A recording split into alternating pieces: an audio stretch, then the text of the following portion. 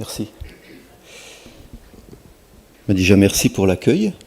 Merci pour les responsables et pour Alain qui nous a invités aujourd'hui, ce matin. Alors, pour me présenter en quelques mots, donc, je m'appelle Olivier, donc, je suis originaire de Belfort et je suis marié à Elisabeth, donc ici présente, qui est originaire de Côte d'Ivoire. Nous avons 6 enfants, dont les 2 dernières que nous avons adoptées. Et voilà, nous cheminons avec le Seigneur. Donc si je suis ici devant vous aujourd'hui, c'est parce que je fais une formation à l'IBG. Donc je suis donc l'IBG Institut Biblique de Genève. Je suis en cycle C2 bivocationnel. Ça veut dire que je suis en 6e année parce que j'ai fait l'IBG Online. Vous connaissez un peu l'IBG Online ? Oui. Très bonne formation en 4 ans, tout en ligne, avec un rythme qui pallie bien avec une activité professionnelle. Et puis, donc voilà, nous sommes en 6e année. Donc, comme je travaille en même temps, donc j'ai un travail séculier, je travaille à Mulhouse, dans une société que certains peut-être connaissent, Clemcy. Et voilà, donc, ce qui veut dire que la formation, elle est étalée sur plusieurs années. Il faut compter à peu près 10 ans, si on va au terme de la formation. Donc là, nous sommes en 6e année, mais ça se passe plutôt bien. Nous sommes en stage donc à Ilkirch, c'est l'église qui nous a accueillis en stage, avec comme formateur Étienne Gros-Renaud, que vous connaissez peut-être, sûrement d'ailleurs. Voilà. Quoi dire d'autre ? Moi, j'ai accepté le Seigneur donc assez tard dans ma vie. C'est pour ça que je suis étudiant, mais je ne suis pas tout jeune, mais je suis assez jeune dans la foi. Je suis de confession catholique et j'ai accepté Jésus en 2016. Voilà. Jésus est rentré dans ma vie en 2016 et je peux dire que depuis, les choses quand même se sont accélérées. En tout cas pour ma part. Peut-être dû à notre âge, mais en tout cas, Dieu, pour mon cas, m'a vraiment transformé et je chemine et les choses vont quand même assez vite. Quelquefois, on aimerait ralentir un petit peu, mais bon, on suit le coup. Mon épouse, elle, est de confession évangélique. Voilà, c'est Dieu qui avait déjà tout préparé, tout prévu. Nous allons régulièrement en Côte d'Ivoire. Donc nous avons un projet là-bas dans un village qui s'appelle Golikro, qui se situe au milieu de la Côte d'Ivoire, vers Bouaké. Et nous avons donc un projet de construction d'un orphelinat, d'un centre de prière et d'un centre d'enseignement pour les pasteurs qui ne peuvent pas bénéficier justement d'un enseignement là-bas. Voilà en quelques mots, et merci à vous en tout cas pour l'accueil. Ce matin, je vais vous apporter un message peut-être un petit peu particulier, donc qui se nomme, le titre, « Tu seras une bénédiction pour les musulmans ». Je vois des sourires. Alors pourquoi ? Parce que déjà, j'ai commencé à m'intéresser un petit peu plus sérieusement pour 2 raisons à cette communauté musulmane. Déjà, j'ai eu à me rendre plusieurs fois au Maroc l'année dernière, de par mon activité professionnelle. J'y suis allé vraiment souvent, et je passais d'1 semaine à 2 semaines. Et donc j'ai appris à côtoyer justement des Marocains dans leur pays, donc aussi bien des collègues de travail que des clients que j'allais voir. Et donc à m'intéresser un petit peu plus sérieusement finalement à leur culture, à leurs croyances. Et puis d'autre part à l'IBG aussi on a eu un cours qui s'appelle les musulmans, un cours qui a été donné en fait par le responsable Afrique de l'ONG Frontières Suisse, qui a passé une 20aine d'années dans des pays musulmans et qui donc vraiment a de l'expérience et nous a vraiment transmis cette conviction de transmettre la bénédiction à cette communauté. Alors ce que j'ai appris, c'est que pour connaître un peuple et une nation, il est important d'avoir une bonne connaissance de leurs croyances, de leur culture et de leur communauté, et de leurs préjugés aussi qu'ils ont envers nous, de leurs besoins, de leurs questionnements, de leurs questions sans réponse. Et généralement, cela modifie notre perception à nous des choses. Alors, je vais juste faire un petit quiz. Est-ce que vous savez comment on dit Dieu en hébreu? Le nom. Yahweh, Elohim, Yahweh. En anglais, plus facile. God. En italien, plus dur. Dio. Et en langue arabe, Allah, tout simplement. Allah veut dire Dieu en langue arabe. Combien de fois Jésus est cité dans le Coran? 10 fois. Est-ce qu'il y a mieux? Beaucoup plus, on me dit. 50 fois. On se rapproche. Ouais, c'est plus ça. 500? Non, 500 c'est la barre haute. 108 fois, en fait. Donc en fait, beaucoup plus que le prophète Mahomet. Ouais. Quel livre est appelé le livre saint dans le Coran? Ça c'est facile, c'est la Bible. Les 5 grands prophètes dans la religion musulmane. Donc il y a bien sûr le prophète Mahomet, mais après, les 4 autres.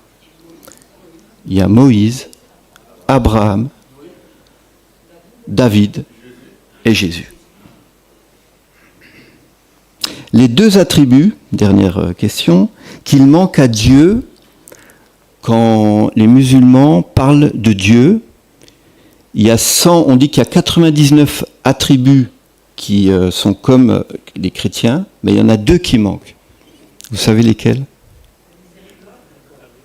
Presque. Mais en fait, ça rejoint. Non. Oui, ça c'est...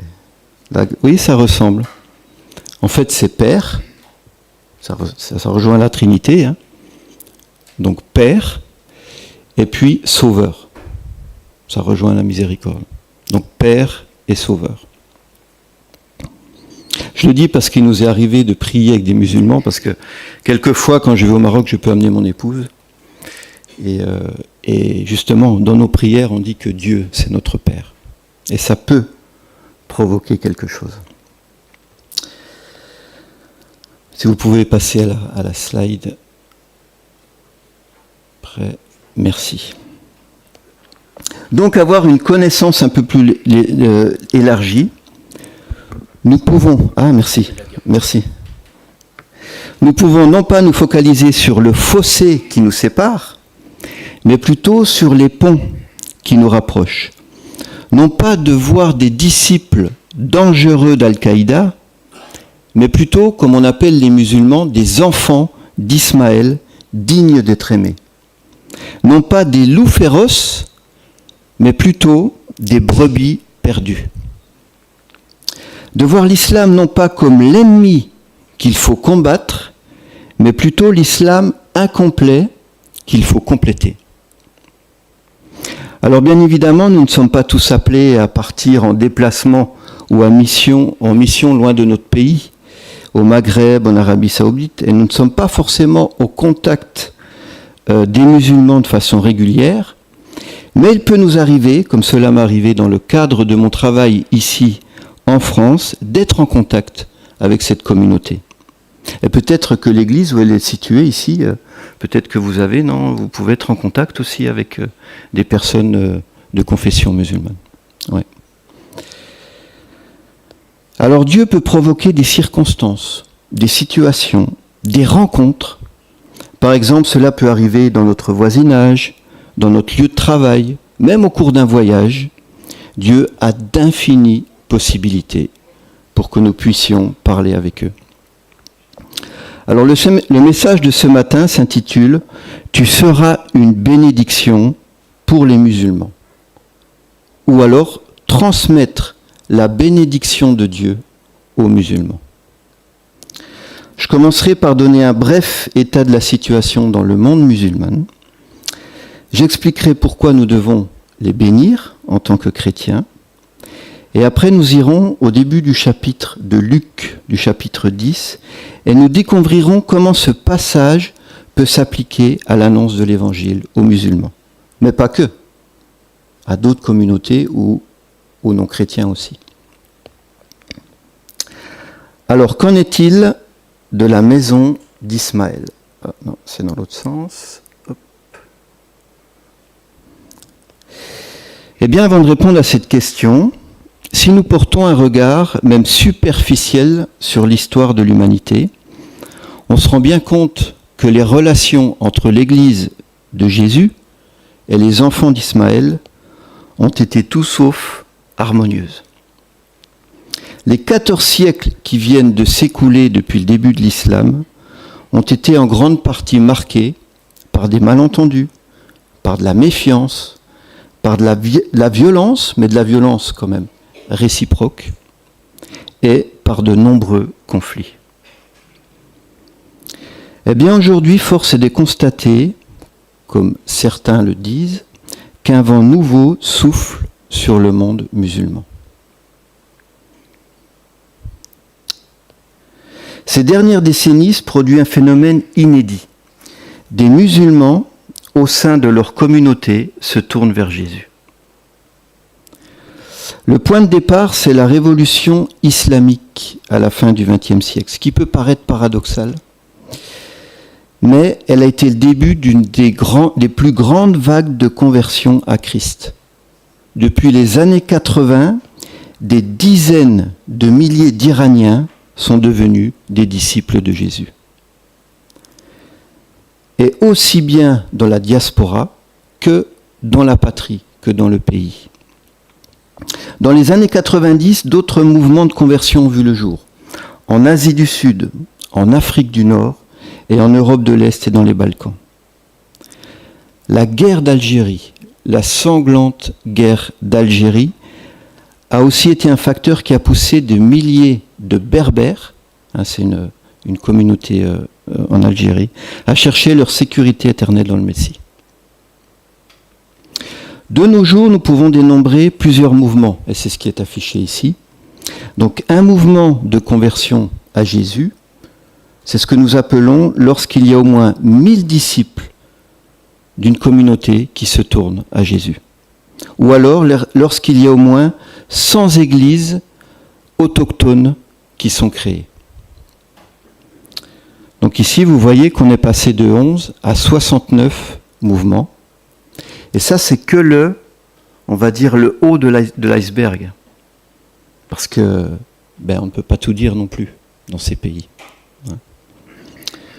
Au Maroc, nous, peut-être que vous connaissez, on a un frère qui est au Maroc, que j'ai rencontré, qui était à Mulhouse. Et on a ce qu'on appelle l'église souterraine. Donc non déclarée, mais c'est quand même une église qui vit. C'est un groupe de maisons, on peut dire un peu élargi, mais il y en a beaucoup au Maroc.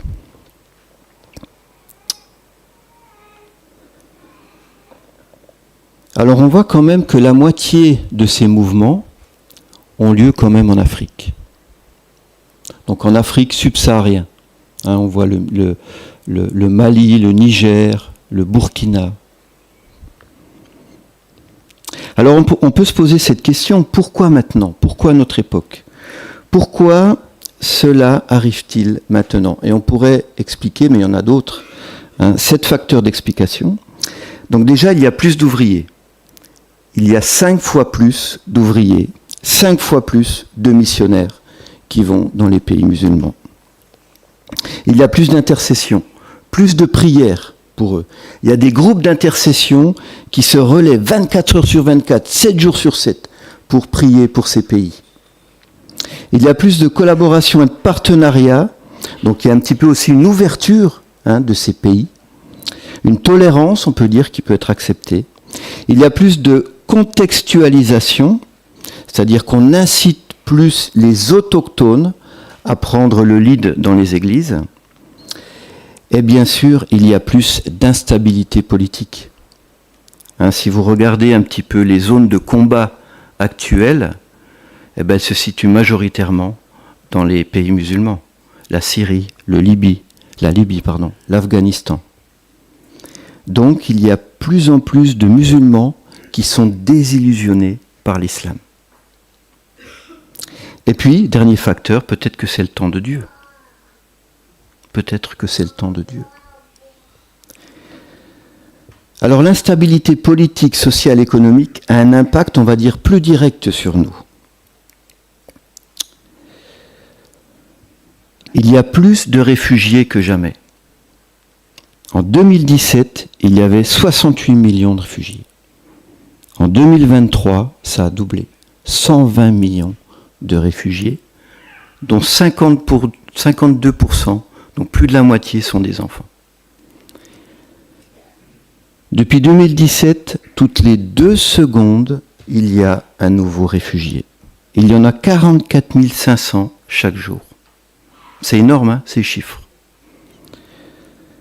Et parmi ces réfugiés, 80% sont des musulmans. Donc c'est du jamais vu dans l'histoire. Il y a beaucoup de musulmans victimes de l'islam dans notre voisinage maintenant. Et beaucoup de migrants, et cependant, ne voyons-nous tout de même pas la main de Dieu. Dieu qui transforme le mal en bien. Pour citer un exemple, dernièrement, en Allemagne, ces 2 dernières années, il y a eu 3500 réfugiés d'arrière-plan musulmans qui ont été baptisés. Donc ce qui démontre que si nous rencontrons des victimes de l'islam dans une attitude d'amour et de service, ils peuvent bien sûr s'ouvrir à notre message.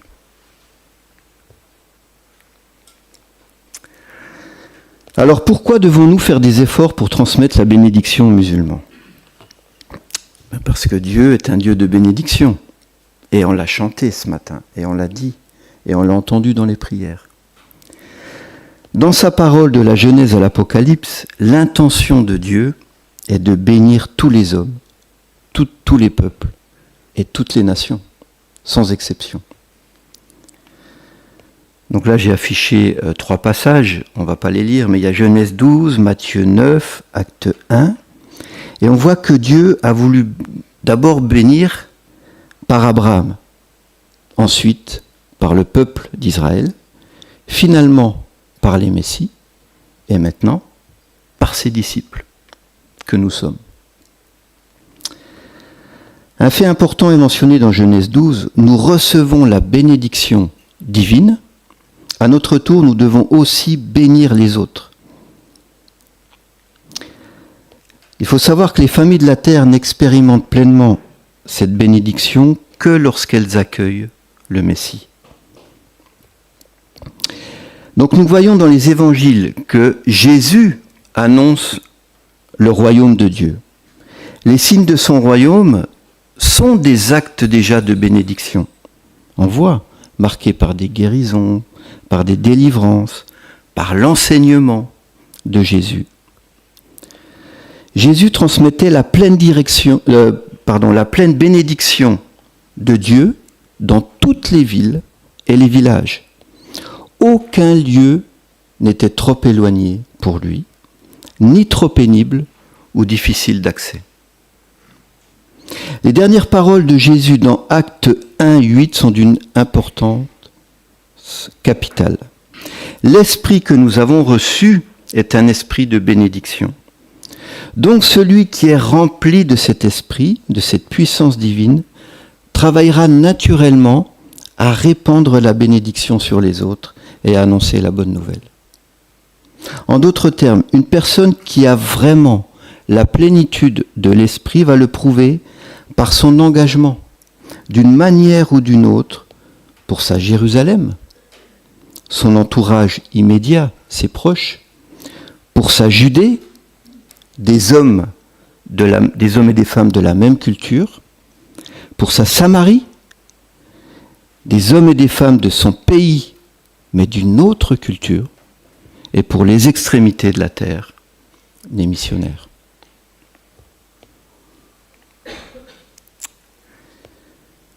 Alors, comment partager la bénédiction de Dieu ? Nous allons parcourir un passage de Luc 10, donc des versets 2 à 9, dans lequel Jésus nous fournit des instructions très précises. Donc on voit ici, premier verset, « Il leur a dit, la moisson est grande, mais il y a peu d'ouvriers. » Donc on voit ici que le plan divin ne commence pas avec des méthodes ou des stratégies, mais avec une vision correcte de la réalité spirituelle. Et Jésus savait que ce ne serait pas possible de transmettre la bénédiction de Dieu sans que ses disciples aient déjà vu cette vision. Donc, la vision. Ensuite, 2b, priez donc le maître de la moisson d'envoyer des ouvriers dans sa moisson. Donc, après la première étape, la deuxième suit naturellement. C'est l'intercession. C'est la prière. La prière insistante pour la réalisation de cette vision divine. Et l'importance de la prière ne peut être surestimée. Toute initiative que nous entreprenons doit être précédée et accompagnée par la prière, par une prière intense et une prière persévérante. Verset 3. Partez, voici je vous envoie comme des agneaux au milieu des loups. Eh bien, on peut illustrer ce passage comme un cultivateur. Vous voyez, un cultivateur qui rêve d'une grande récolte de blé. Donc qui prie, qui a une vision, grande récolte, qui veut faire beaucoup de moissons. Il prie toute la journée, il est sincère, il veut la récolte. Il prie pendant des heures et il attend avec foi, et il a foi. Mais quelle est la probabilité d'une bonne récolte ? Est-ce qu'il n'a pas oublié quelque chose ? Eh bien, de moissonner, de semer. Hein, c'est la base aussi. Eh bien, c'est un peu la même chose pour l'évangélisation. Si nous n'agissons pas, rien ne va se passer non plus. Donc, de ces trois aspects, vision, prière et aller, ce sont des aspects indissociables.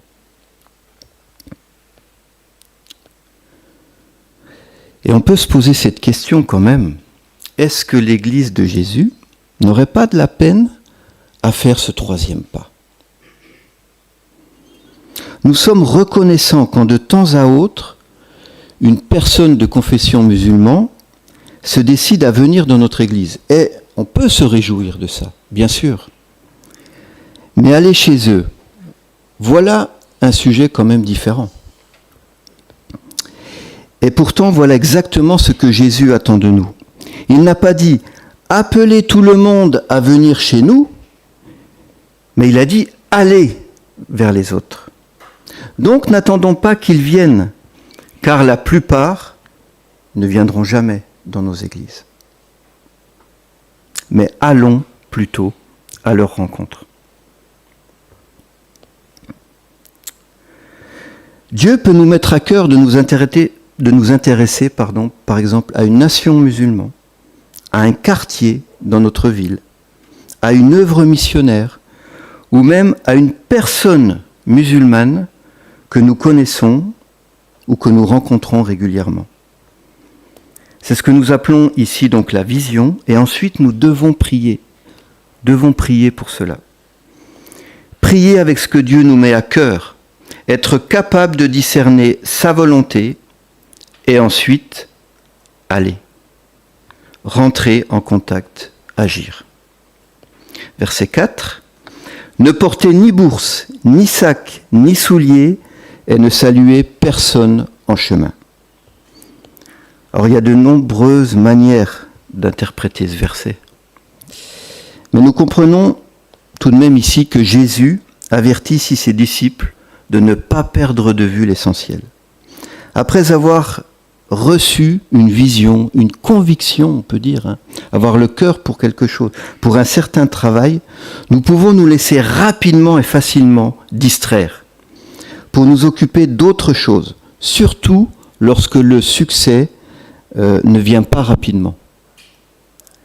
Jésus ne voudrait en aucun cas que nous nous laissions distraire de cette grande mission.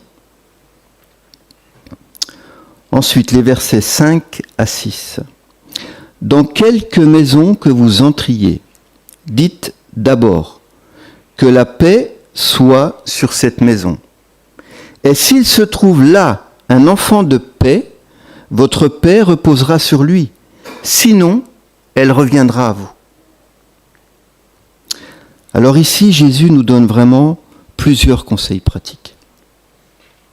Déjà, trouver une personne de paix. Pas évident, hein ? Mais il y en a. Il y a des personnes de paix parmi cette communauté. Hein, la personne de paix, c'est la personne qui va nous ouvrir la porte de chez elle, qui nous accueille chez elle, qui est hospitalière, qui va nous respecter, qui va nous écouter. Et une personne qui exerce une certaine influence sur sa famille. Ensuite, être nous-mêmes une personne de paix. Parce que nous allons plus facilement trouver une personne de paix si nous sommes nous-mêmes une personne de paix. Et vous savez, les musulmans, ils nous observent beaucoup. Moi, quand je vais au Maroc, mes collègues marocains savent que je suis chrétien parce qu'on discute beaucoup de fois avec eux. Moi, j'en profite, bien sûr. Et vraiment, je me sens observé. Toujours. Les réactions que je peux avoir face à une situation. Ils nous observent beaucoup. Donc, efforçons-nous d'être nous aussi une personne de paix. Ne pas abandonner. Parce qu'on peut avoir du rejet, bien sûr. Mais ne pas abandonner. Essayez plusieurs fois de commencer une conversation. De tisser des liens. On a un frère à Ilkirch, peut-être que vous connaissez, Claude, donc qui nettoie souvent l'église. Parce que les Bics, c'est vraiment une église de quartier. Hein. On est au cœur d'un quartier. Voilà. Et il y a une vitrine que sa femme, donc il passe et il regarde quand même la vitrine. Il lise les versets. Et Claude arrive à tisser des liens avec les gens du quartier. Et il y en a quelques-uns qui viennent à l'église. Mais c'est un travail long. Ça ne se fait pas en quelques jours. Donc, ne pas abandonner, persévérer. Et puis, prêtez attention à la direction de Dieu. Quelquefois, elle ne semble pas stratégique pour nous. Hein, il est écrit dans Ésaïe 55, 8, 9, hein, les voies de Dieu ne sont pas toujours nos voies. Mais parfois, dans une société, Dieu a préparé une personne. Peut-être que nous n'aurions pas imaginé, nous, que cette personne soit une personne de paix. Mais Dieu a déjà préparé cette personne. Donc vraiment, ayons confiance en ce que Dieu a préparé. Ça va, vous me suivez toujours ? Ok. Donc nous comprenons ici que Jésus nous demande de ne pas être pressé avant d'annoncer le message. Il explique pas à pas à ses disciples sa stratégie pour amener la bénédiction de Dieu dans les familles. Donc après avoir trouvé la personne de paix, nous pourrions nous attendre à ce que Jésus nous commande d'annoncer vraiment ce message, cette bonne nouvelle. Eh bien non, il va falloir patienter encore un peu. Et la suite des instructions de Jésus pourrait quand même nous surprendre. Au verset 17, il est écrit « Demeurez dans cette maison-là et n'allez pas de maison en maison. » Jésus nous encourage à demeurer dans la maison de la personne de paix. En d'autres termes, Jésus veut que nous nous intégrions dans le cercle de la famille élargie, de l'entourage de la personne de paix. Demeurer peut signifier passer beaucoup de temps avec eux, par exemple en leur rendant visite régulièrement. Parce qu'en passant du temps avec eux, nous allons nous-mêmes mieux les connaître, gagner leur confiance, et ainsi, eux pourront aussi mieux nous connaître. Et ils pourront partager sur leurs besoins, sur leurs problèmes, sur leurs questionnements. Et c'est ce que faisait Jésus, vivre parmi les gens. Au verset 7 et 8, « Mangeant et buvant ce qu'on vous donnera. Dans quelque ville que vous entriez et où l'on vous recevra, mangez ce qui vous sera présenté. » Alors cette recommandation de Jésus a une dimension culturelle. Il nous est demandé de manger et de boire avec la famille de paix. Alors cette recommandation peut paraître étrange. Toutefois, n'oublions pas que manger est beaucoup plus que simplement manger. Un repas commun exprime bien plus que le fait de manger à sa faim.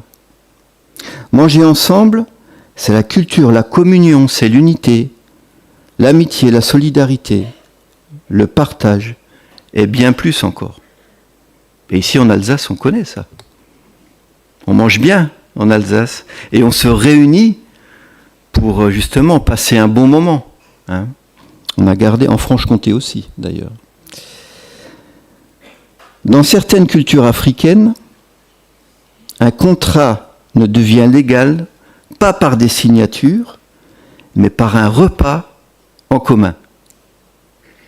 C'est le repas en commun qui confirme et qui scelle que les deux parties acceptent le contrat.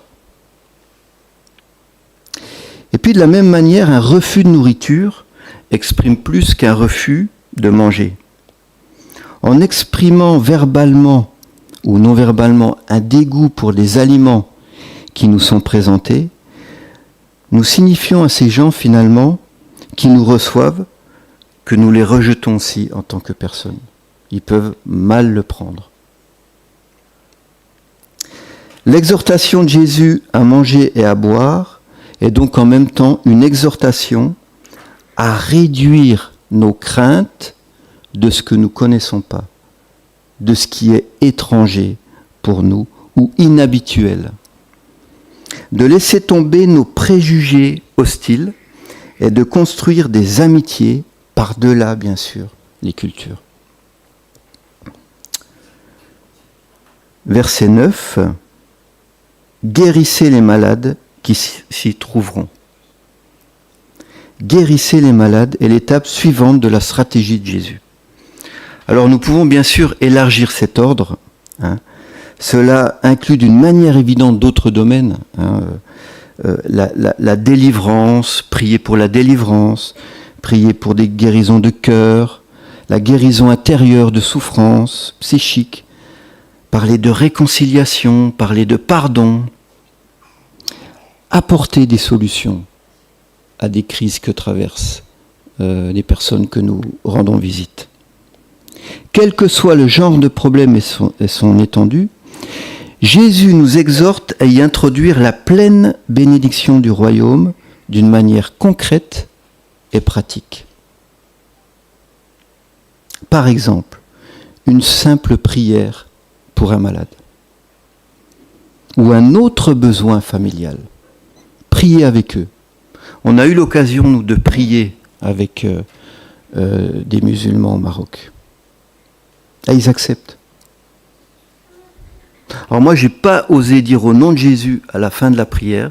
Même mon épouse l'a dit. Fini de prier, au nom de Jésus. Et le musulman, au nom de Jésus. Incroyable.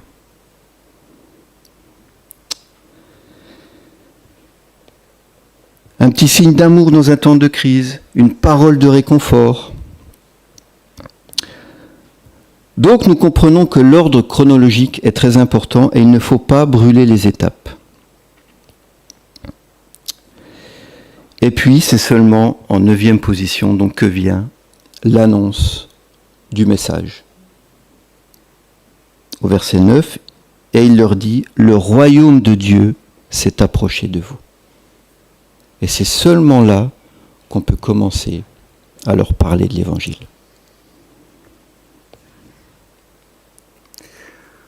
Alors, transmettre le message du royaume, en quelques mots,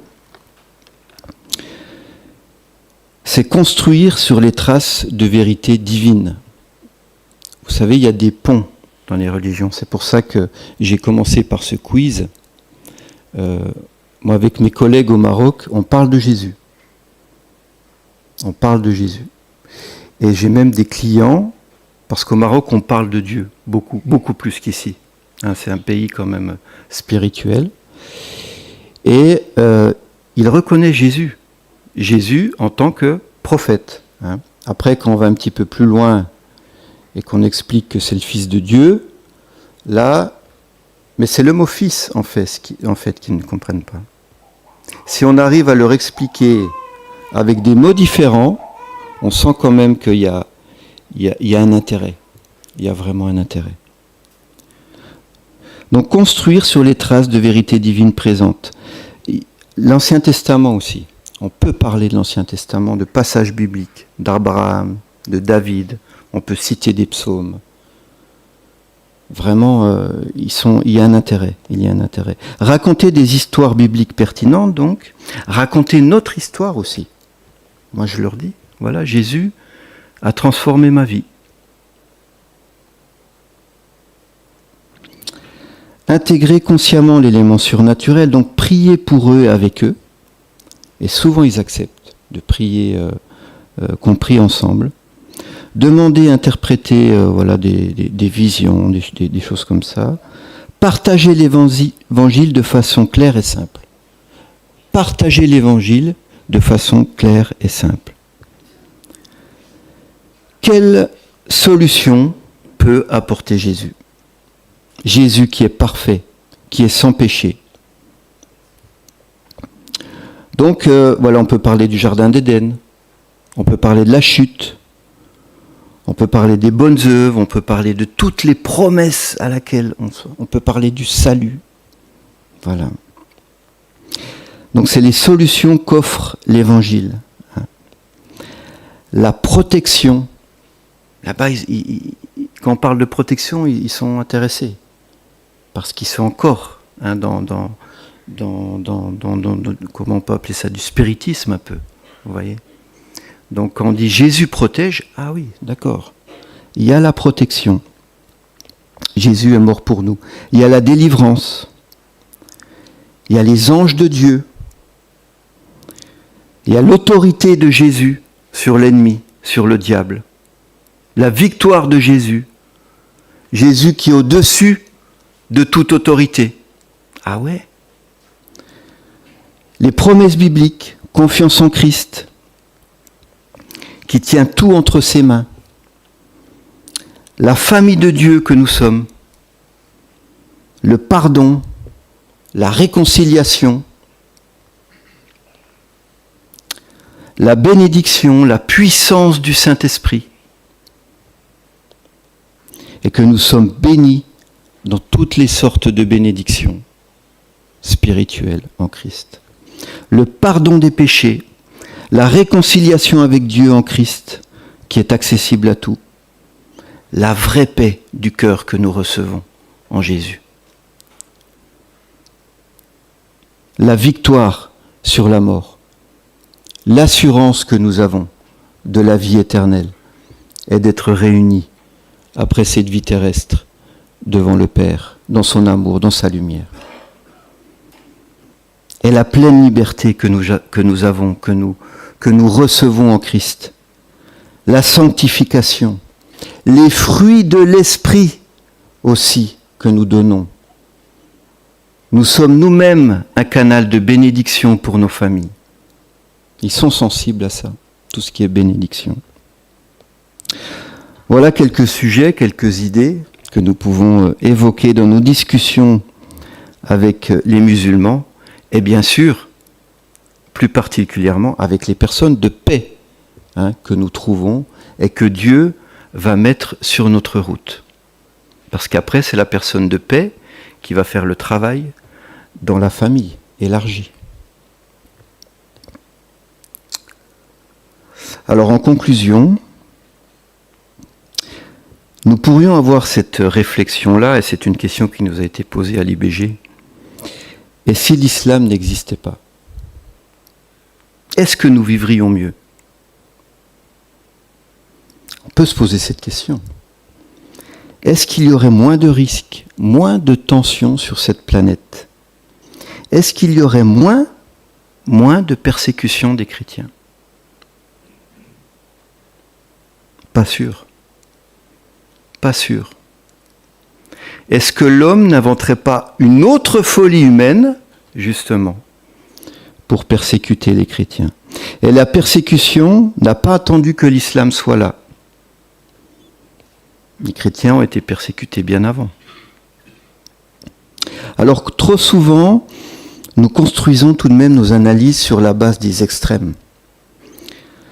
Pour beaucoup, le fléau de notre planète est devenu l'islam. Et c'est vrai que c'est un problème. Je ne rejette pas ce problème. Mais est-ce que l'éradiquer nous ferait-il retrouver une paix mondiale souveraine? Pas sûr. Est-ce que les racines de nos troubles, où se trouvent-elles finalement? Pouvons-nous vraiment penser que l'islam en soit l'origine? Est-ce que la racine de nos malheurs ne serait pas plutôt le péché? Le péché dont il est dit qu'il nous envahit facilement, qu'il est couché à notre porte. Et ce mal, bien sûr, nous concerne tous. Ainsi, ne nous trompons pas de cible. Le Christ n'a pas attendu que les hommes soient justes pour s'approcher d'eux et les bénir de diverses façons. Des études montrent que 80% des musulmans de cette planète ne connaissent aucun croyant en Jésus. Ainsi, pour la majorité d'entre eux, ils n'ont quasi aucune opportunité de connaître un jour l'évangile de Jésus-Christ. Donc nous, notre rôle en tant que disciples, nous avons à les aimer, à les bénir, afin de révéler le royaume de Dieu sur cette terre. Il ne faudrait pas que nous, disciples de Jésus, nous nous éloignions de notre modèle, qui est Jésus-Christ. Donc cela passe par la prière. Cela passe par le fait d'aller vers eux, d'aller au contact, de leur montrer de l'amour en étant une personne polie, respectueuse, serviable, et de passer du temps, de consacrer du temps avec eux. Et puis c'est peut-être aussi, et je finirai là-dessus, à l'Église de sortir des tranchées, de ses habitudes, de ses limites culturelles, de sa religiosité, et d'aller au contact des musulmans pour partager la bénédiction de Dieu. Et soyons nous-mêmes des témoins vivants de cette bonne nouvelle que nous avons reçue et à laquelle nous croyons. Je vais prier.